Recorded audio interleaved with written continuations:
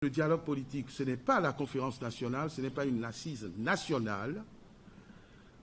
Des exercices qui sont imposés par les circonstances, par le temps, c'est-à-dire qu'on invite à un dialogue national ou à une conférence nationale, comme on a pu en connaître en 1990, lorsqu'il s'agit de s'asseoir pour décider de changer l'orientation politique du pays, de revoir les bases économiques, lorsqu'on est dans une situation de crise nationale, de crise sociale, et on se revoit pour redéfinir les bases du vivre ensemble, les nouvelles orientations à donner, les changements de régime.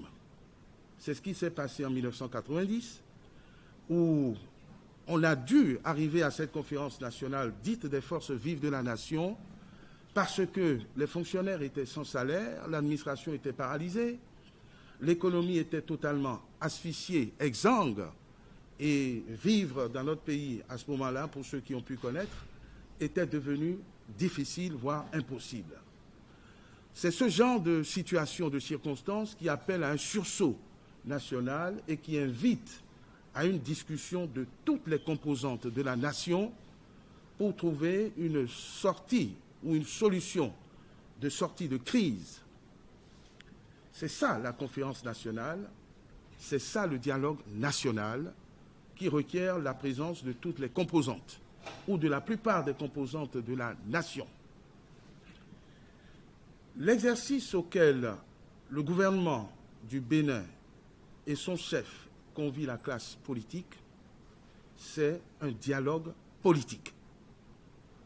Un dialogue politique pour résoudre des problèmes spécifiques et des problèmes rigoureusement politiques. Ce dialogue ne postule pas qu'on débatte de ces questions devant la nation.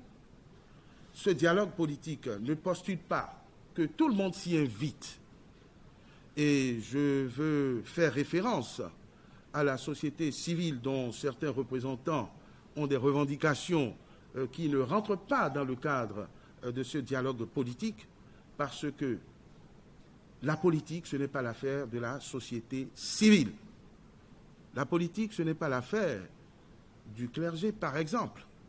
La politique et les réajustements politiques, c'est l'affaire des politiques.